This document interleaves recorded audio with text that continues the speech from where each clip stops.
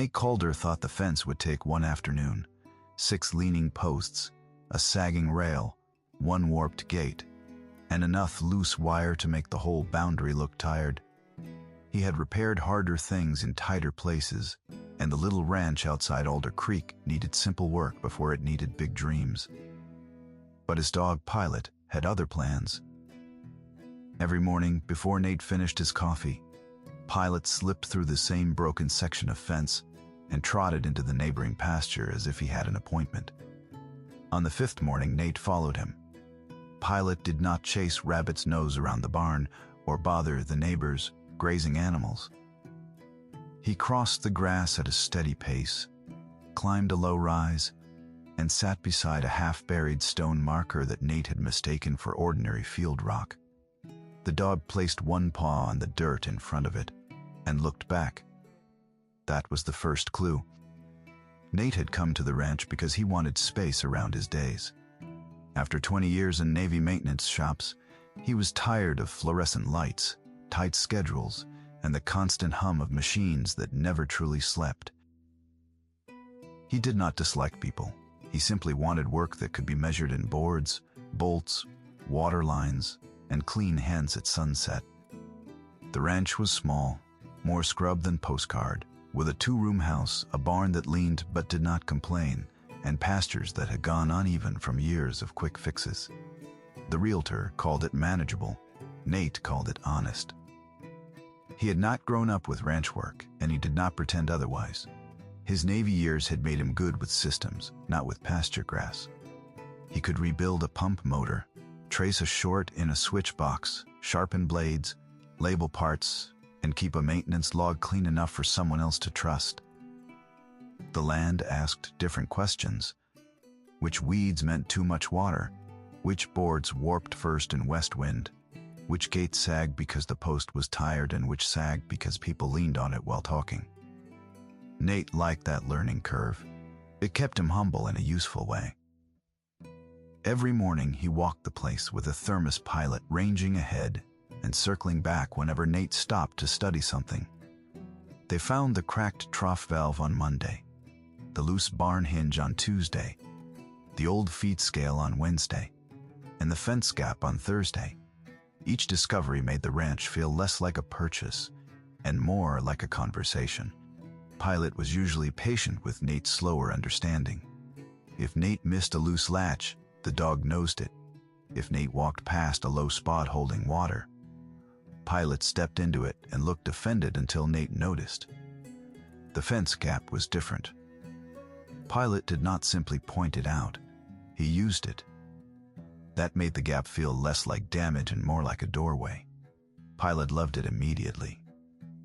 He was a black and tan shepherd mix with one folded ear and the careful confidence of a dog who believed every gate existed for a reason. He learned the porch steps in 1 day, the barn path in 2, and the sound of the old pump in 3. On the 4th day, he found the broken fence. By the 5th, he had turned it into a routine. The neighboring farm belonged to Miriam Vale, a woman in her 60s who grew hay, kept 2 calm horses, and greeted Nate with a nod that was polite without being warm. She had lived there long enough to know the difference between a new owner and a neighbor. Nate respected that trust did not come with a closing packet. He meant to introduce himself properly after fixing his side of the fence. Pilot forced the timeline. Nate found Miriam near her hay shed that morning, stacking feed sacks with efficient movements. Pilot sat at her heel as if he had known her for years. Nate apologized for the dog crossing over and said he would repair the gap that day. Miriam looked toward the low rise where the stone marker sat. He keeps going there every morning. She wiped her hands on a towel. My old dog used to do the same thing. Nate waited. Miriam did not explain. She only said, "Fix the fence if you want, but do not set anything permanent until you check the line." That was the second clue. And it was not the kind a man could ignore. The property map Nate had received at closing showed a straight boundary from the roadside ditch to the cottonwood stand behind the barn. The existing fence followed that line for about 200 yards. then bowed inward toward Nate's property before straightening again near the hill. It looked like sloppy work from some past repair. Nate had planned to correct the posts by eye. Now he walked the line slowly with Pilot beside him. The old fence did not make sense. The rails on Nate's side were newer than the posts. The gate hinges faced the wrong direction for a boundary gate. A worn path ran from Nate's pasture through the broken section, across Miriam's land and toward the low rise. On the other side of the rise, grass grew greener in a long crescent, though the rest of the field was dry and gold from late summer. Nate knelt beside the stone marker. It was not field rock.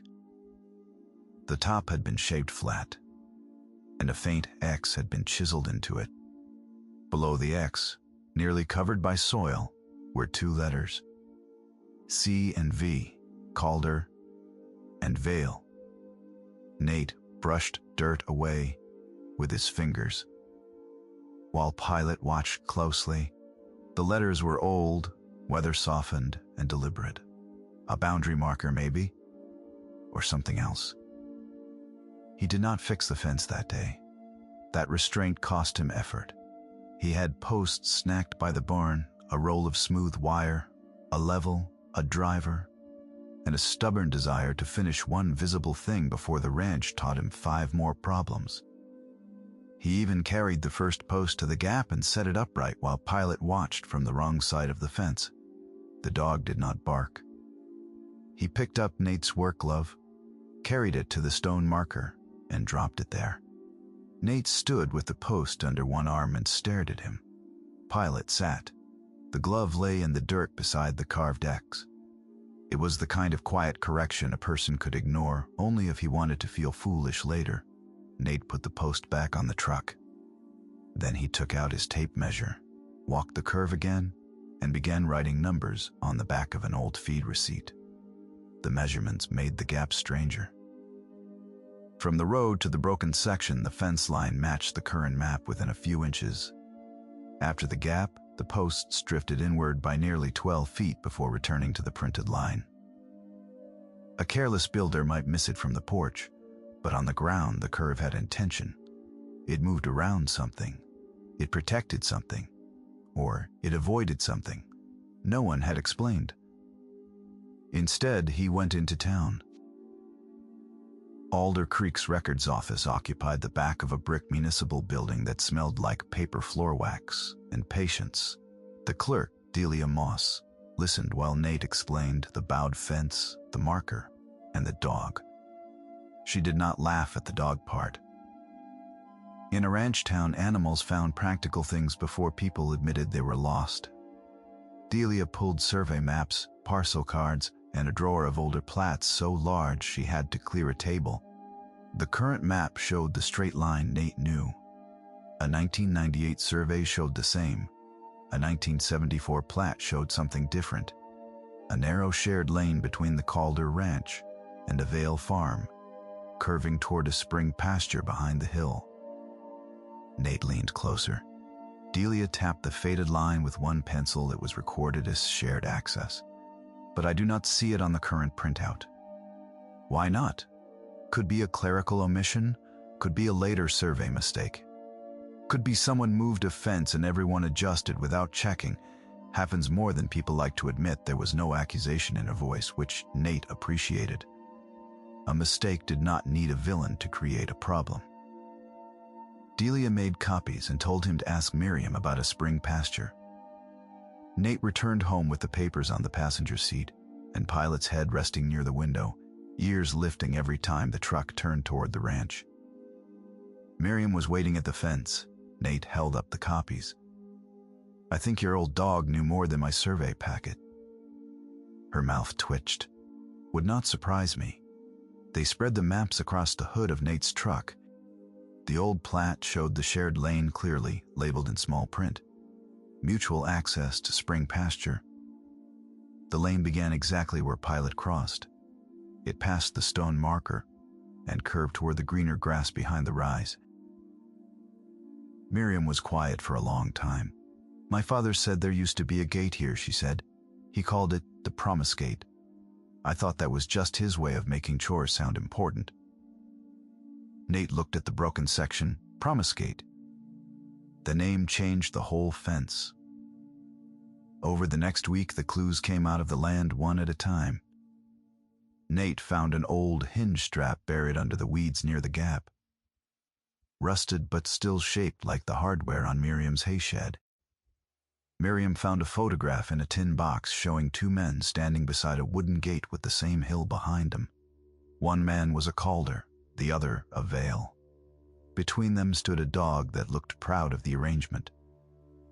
On the back of the photograph, someone had written, "Spring open to both as agreed." Nate found the spring 2 days later because Pilot refused to leave the crescent of green grass. It was small, protected by stones and shaded by willows, more seep than stream. The water fed a shallow run that disappeared under grass before reaching either barn. Someone had once laid flat stones around it and built a low rail to keep carts from rolling too close. The rail had collapsed years ago. A section of old pipe lay nearby, capped and forgotten. Miriam stood beside Nate and looked at the spring as if it had spoken her name. "We always wondered why this patch stayed green," she said. Nate did not say what both of them were thinking.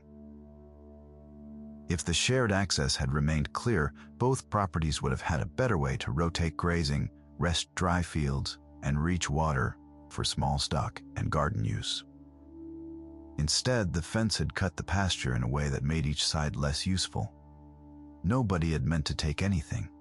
Nobody had meant to block anyone. But the result was the same. A promise had become a line on a forgotten map, and the land had been working around it ever since. Pilot drank from a shallow pan. Miriam filled at the pump, then returned to the stone marker and lay down. Nate understood the assignment. He also understood it would not be simple.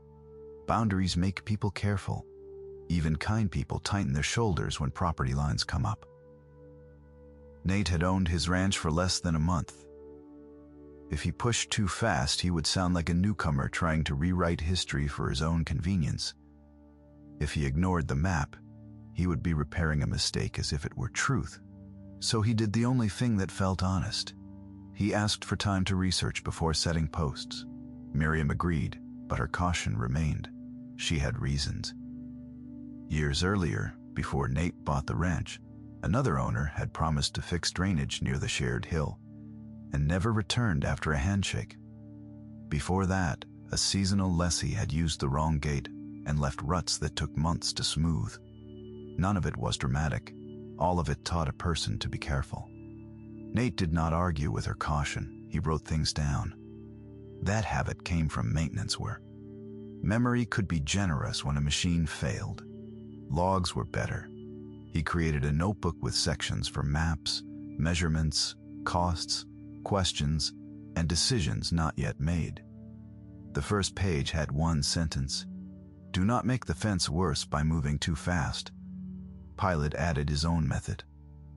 Every morning he crossed at the broken section and sat by the marker until Nate arrived.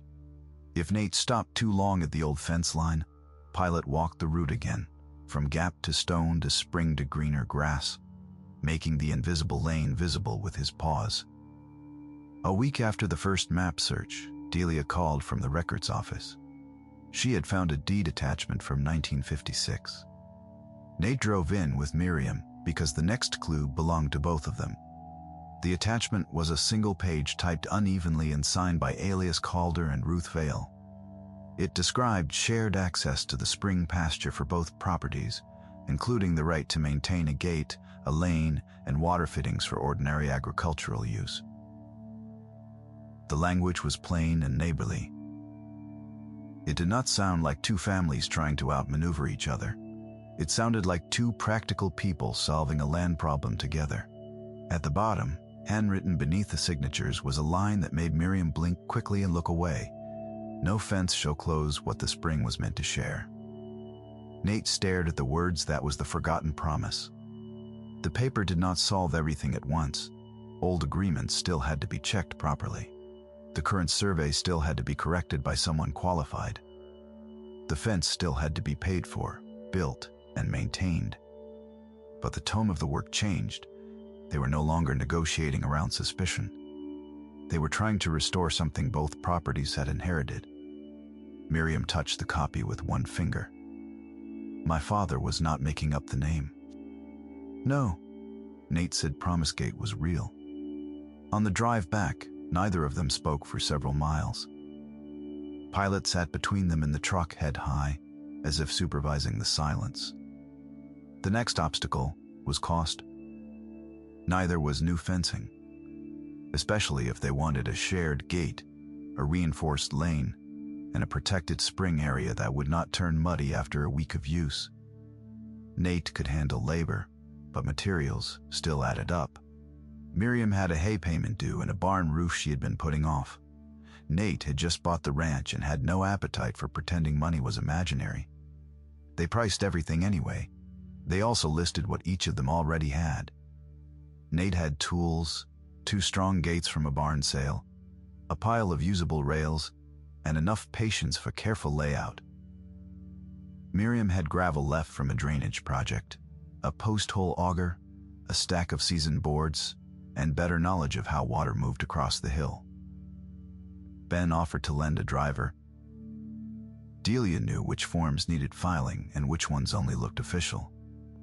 The feed store owner said he could deliver hardware with the next hay order and save a fee. None of that erased the cost, but it changed the shape of the problem. Nate drew 3 columns in his notebook. Buy, borrow, already. Here the buy column shrank. The already here column grew. Miriam leaned over the notebook and added one more heading. Due later. She was right. Not every improvement belonged in Phase 1. The gate, corrected line, spring protection, and recorded map mattered now. A bench, extra toolbox, and nicer sign could wait. Practical hope had phases. They made one more agreement before spending $1. Every cost would be written down. Every borrowed item would be returned cleaner than it arrived. Every decision about the spring would go in the shared notebook, even if the decision was to wait. Miriam said words were fine, but notes lasted longer. Nate said he had been waiting his whole life for a neighbor who believed in maintenance logs. That was the first time she laughed without holding it back. Posts, rails hinges, gate latch, gravel for the lane, pipe fittings, 2 water trough hookups, spring protection boards, surveyor fee, filing fee, hardware, delivery. The total sat on Nate's notebook page. Like a stubborn animal, Miriam looked at it and said, "This is why fences stay wrong." Nate laughed because she was right, but the next clue was not in the records office. It was in the people who remembered using the lane. Delia mentioned the old Promise Gate to her brother, who ran the feed store. He mentioned it to a customer, who mentioned it to an older hay cutter named Ben Ortiz. Ben stopped by Nate's ranch the next afternoon with a thermos and the slow walk of a man who had measured half the county by memory. He remembered the gate. More than that, he remembered why it had been moved. A flood year had washed out part of the lower road decades earlier. Someone rebuilding the fence shifted the posts temporarily to keep equipment out of the mud. Then a second repair followed the temporary line. Then a surveyor marked what existed instead of what had been agreed. By the time anyone questioned it, the people who knew the original reason were gone from the daily work, and the temporary fix had hardened into fact. Ben did not blame anyone. He said ranches were full of temporary fixes that got old enough to look official. That sentence stayed with Nate: temporary fixes that got old enough to look official. The fence in front of him was exactly that. Miriam brought more memory the next day. In her father's old toolbox, she found a brass tag stamped with the words, Promise Gate, and a small hole where it had once hung from a latch. She placed it in Nate's palm without ceremony. Pilot sniffed it, sneezed, and sat. They took that as approval. Still, memory and maps were only part of trust. Nate needed Miriam to believe he would not use the restored access carelessly. Miriam needed Nate to believe she was not resisting out of stubbornness. Both needed a plan. clear enough that future owners would not turn today's goodwill into tomorrow's confusion. They called a surveyor. The surveyor, Althea Briggs, arrived with stakes, flags, equipment, and the patient expression of someone used to disappointing people with measurements. She listened to Nate, Miriam, Delia's copies, Ben's memory, and the deed attachment. Then she walked the land alone for nearly an hour, while Pilot followed at a respectful distance and Miriam pretended not to be nervous. When Althea returned, she pointed to the stone marker. "That marker matters," she said. It lined up with the 1956 attachment in the 1974 plat. The current fence did not. Althea would need to complete the formal work, but her first read matched the old shared lane.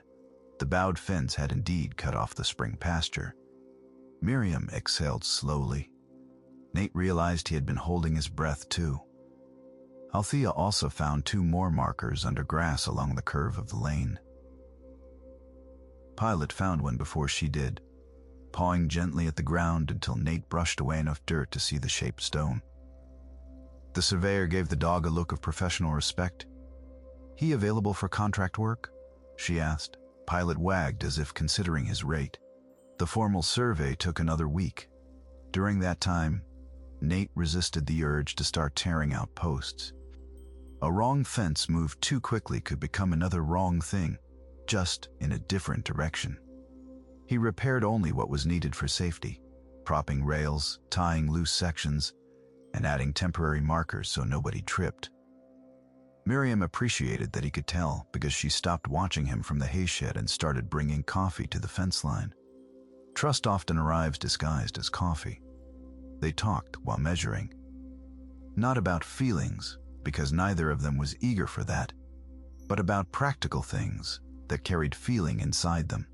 Which gate latch could be opened with one hand, where gravel should go so water would not pool, how wide the lane needed to be for a small tractor, whether the spring area should have a bench for resting tools, which side should hold the maintenance box, how to word the new recorded note so no future owner could mistake a shared promise for a private shortcut. Pilot attended every conversation. If voices tightened, he stood and walked the lane. It was difficult to stay stiff while a dog patiently demonstrated the obvious. Their first real disagreement was about the latch. Nate wanted it on the uphill side because that was where the new post would be strongest. Miriam wanted it lower, closer to the old opening, because that was where her father had always reached when he came through with tools. Both reasons were practical. That made the disagreement more stubborn, not less. They stood by the flags with the latch hardware between them and talked in careful circles. Pilot ended the discussion by walking the old path, stopping at the place where the ground widened naturally and turning his body sideways as if making room for someone carrying a bucket. Nate saw it first. Miriam saw it a second later. The latch did not belong where either of them had argued. It belonged where a person could open the gate with one hand while holding something in the other. They moved the post location 18 inches. Miriam looked at Pilot. "He is going to be unbearable if he keeps being right." Nate said he already was, which earned him another real laugh. That small disagreement helped more than a smooth process would have. It proved they could pause, test the land, and change their minds without turning every correction into defeat. From then on, when one of them felt too attached to an idea, the other would say, "Walk it first." With a toolbox, with an empty wheelbarrow, with Pilot weaving ahead as if the whole county had been waiting for proper traffic studies, the survey confirmed the shared access on a Friday morning. Delia called both of them. Nate put the phone on speaker at Miriam's request, and they listened from the fence gap while Pilot sat between them. Althea had filed the corrected map with the attachment reference. The shared lane was real. The spring pasture was real. The promise gate could be restored. For a moment, neither neighbor said anything. Then Miriam said, "I suppose we need a gate." Nate looked at the sagging rails, the old hinge strap, the brass tag in his pocket, and the dog who had refused to let a mistake remain ordinary. "I suppose we do, Before they built, they walked the route with white ribbon. Althea suggested it, and Nate was glad she did. Flags showed points, but ribbon showed movement. They tied strips from temporary stake to temporary stake, then stepped back from the hill, the barn, the road, and the spring. The restored lane appeared in the air before it appeared on the ground. It curved gently, wide enough for a small tractor, narrow enough to remain pasture, and clear enough that no future owner could pretend it was accidental. Pilot treated the ribbon as a challenge to be respected. He ducked under it once, earned a look from Miriam, and spent the rest of the morning walking beside it like an inspector. When the curve near the spring seemed too tight, he stopped at the exact place a wheel would need room to swing. Nate widened the line by 2 feet. Althea looked at the dog and said she had worked with less helpful committees. The spring needed its own plan. They were careful there. The goal was not to make it decorative. It had to stay clean, accessible, and modest. Nate set flat stones where boots would land. Miriam placed the low rail far enough back to keep equipment from crowding the wet ground. Ben suggested a small gravel apron where the lane dipped, and Nate wrote down the maintenance schedule before anyone could forget whose idea it was. Only after all that did the old fence come down. Building it took longer than one afternoon. First, they marked the correct line with flags. Then they removed the bowed section of fence piece by piece, saving any rail still worth using. Nate liked reuse when reuse made sense. Miriam insisted on keeping one old post near the marker, not as structure but as memory. They set it upright beside the lane, with a small cap to keep rain out. The new posts went in straight and deep. The rails followed the corrected curve, leaving room for the shared lane to breathe. Neighbors came because fence work attracts opinions. Ben brought a post level and advice, both useful. Delia brought copies of the filing receipt in a folder so they would not blow across the field. The feed store owner delivered gravel at a discount because he said any gate with a name deserved a decent approach. A retired carpenter from down the road helped build the gate frame square. No one called it charity. Everyone had a reason to be there. That made it comfortable. Nate mounted the hinges on the correct side, Miriam noticed.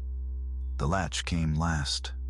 It was simple, heavy, and easy to open from either direction. Before Nate tightened the final bolt, Miriam handed him the brass promise gate tag. He cleaned it with a cloth. Not too much, just enough for the letters to show. Then he fastened it below the latch where a hand would brush it when opening the gate. Pilot sat beside the stone marker and watched. When the gate swung open for the first time, it moved without a squeak. Miriam laughed under her breath. My father would have liked that. Nate stepped back. Want to do the honors? She shook her head. Your dog found it. So Pilot went first. He walked through the open gate, down the restored lane, past the stone marker, and toward the spring pasture with the slow dignity of a foreman inspecting completed work. Everyone followed. The lane felt different once opened, not because the grass had changed, but because the land finally made sense. The curve matched the hill. The spring sat where it should. The two properties no longer turned their backs on each other at the most useful point. At the spring, Miriam filled a small trough from the old pipe after Nate replaced the fitting. Water ran clear after a few cloudy seconds. No one made a big speech. Ben said the grade looked good. Delia said the filing copy should go in both houses. The carpenter said the latch would outlast them all if Nate greased it twice a year. Miriam said she would hold him to that. Nate wrote it in his notebook, grease latch twice a year. That line mattered as much as the deed. Promises survived through maintenance. The first week of use was deliberately uneventful. Miriam walked 2 horses through the gate for an hour in the cool part of the morning, then led them back before the grass was pressed too low. Nate used the lane to carry tools to the back fence and fixed 3 loose rails he had been avoiding because the long route took too much time. They noted every use on the board: date, purpose, condition. The notes seemed excessive until the third day, when Miriam spotted a soft patch near the spring because Nate had ridden boots sinking near left stone. They added gravel before it became a problem that became the pattern. Small note, small fix, no drama. The pasture stayed healthy because nobody treated it as limitless. The shared lane stayed easy because both sides cleaned up after themselves. The spring stayed clear because the rail kept wheels back and the stones kept boots from widening the wet edge. The promise was not sentimental in practice. It was a list of ordinary tasks done on time. Over the next month, the spring pasture became what it had been meant to be: shared, useful, and ordinary. Miriam used it for light grazing when her lower field needed rest. Nate used the lane to reach the backside of his fence and repair a water line without driving the long road around. They set a small schedule on a board inside the gate box. Nothing fancy. Dates, initials, notes about grass, water, and repairs. Pilot checked the board daily, though he could not read it and did not need to. Miriam started leaving extra hay twine in the maintenance box because Nate always needed it. Nate sharpened Miriam's post-hole digger and returned it with the handles oiled. Delia asked whether the Promise Gate story could be included in the town's land records workshop, as an example of why old attachments mattered. Miriam agreed only if Pilot's role was not exaggerated. Nate said it was too late for that. The dog was already locally famous. Fame did not impress Pilot. The gate did. Each morning he still crossed the lane, but now he did it through the proper opening, pausing by the brass tag as if checking that humans had not undone his work overnight. Nate also changed the way he looked at every other repair. A loose board was no longer only a loose board. It was a question about use. A path through grass was not messy by default. It might be information. Even the ranch house steps, worn more on the left than the right, made him wonder what older routines had shaped them. The land had been speaking plainly all along. He had needed Pilot to slow him down enough to listen. That lesson stayed with him every time a quick fix tried to look like the easy answer, especially on quiet mornings when the ranch seemed simple and usable again at first glance. The story might have ended there if the spring had not offered one final clue.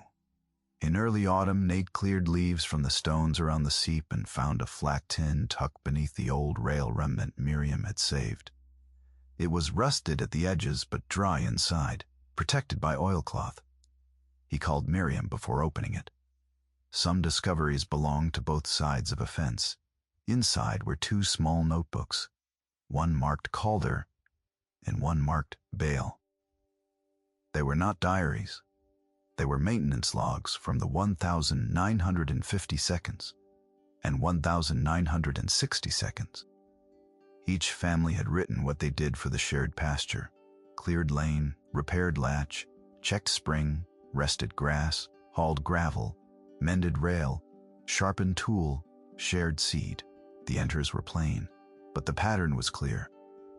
The promise had never been a one-time agreement. It had been a habit. At the back of the Vale notebook, Ruth Vale had written a note to whoever found it next. If the gate is still here, keep it easy to open. If it is gone, ask why before blaming anyone. Land remembers use, but people forget reasons. Miriam read that line aloud. Twice. Nate looked at the fence they had moved, the lane they had reopened, and the dog resting in the grass. That sentence had saved them more trouble than any legal phrase could have. It had kept the story clean. There had been no enemy, only a forgotten reason and a temporary fix that stayed too long. They placed copies of the notebooks in both houses and gave the originals to Delia for proper preservation.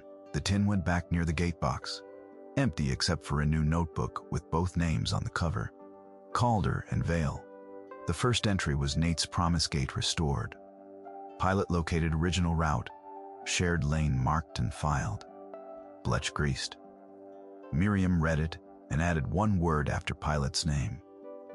Respectfully, Nate accepted the edit.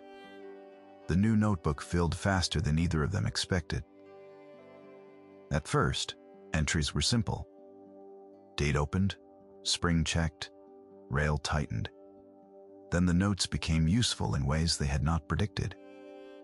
A line about leaves gathering near the upper bend led Nate to add a shallow swale before water could sit there. Miriam's note about a sticky latch in damp weather made him adjust the strike plate. Ben added one entry after borrowing the lane to move hay. Curve. Good. Driver needs coffee. Delia taped a copy of the filing reference inside the cover so nobody would waste an afternoon looking for it later. The notebook also kept gratitude from becoming awkward. Instead of making a show of thanks, they wrote what was done. Gravel raked by Miriam, hinge oiled by Nate, marker cleared by both, coffee delivered by whoever remembered. The record honored the work without turning it into a ceremony. Winter approached gently. The pastures browned, mornings sharpened, and Nate learned the ranch by repetition: pump fence, barn gate, spring, notebook, coffee pilot. The solitude he had wanted did not disappear, but it changed shape. It became the kind of solitude that has a neighbor over the hill and a shared gate that opens both ways. Miriam changed too, though not in any dramatic fashion. She still preferred careful words. She still watched costs. She still checked latches after Nate had checked them, which he considered wise rather than insulting. But she began waving from the hayshed. Then she began leaving notes in the gate box. Then one morning she sent a message asking whether Nate had time to look at a pump switch because she had coffee and an opinion about his fence staples. He went. Pilot led the way, of course.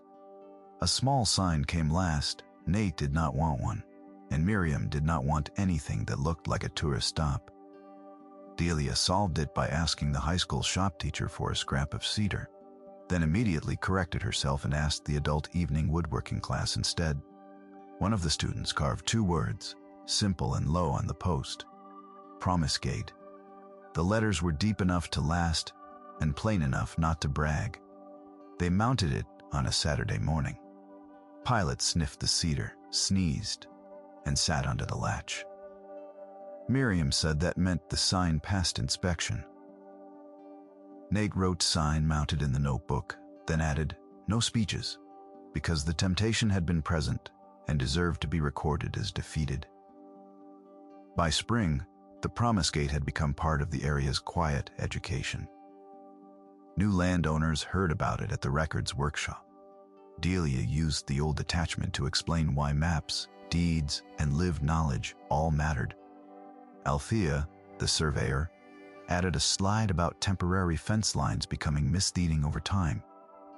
Ben told the story at the feed store with more jokes than accuracy, but the main lesson stayed intact before moving a line. Ask what the line was trying to do. Nate did not mind being part of the story because the story did not make him a hero. It made Pilot observant, Miriam patient, Delia thorough, Althea precise, and the old promise worth maintaining. Good work usually has many hands on it, even when one dog finds the first clue. On the anniversary of Nate's arrival, he finally repaired the last section of his outer fence, the one he had meant to fix on day one. It took 3 hours, not one afternoon, because he had learned to measure twice, check the map, and ask the land what the fence was for before setting a post. Pilot supervised from the shade. Miriam walked over near noon with 2 jars of iced tea and watched him tighten the final rail. Look straight, she said. Nate stepped back.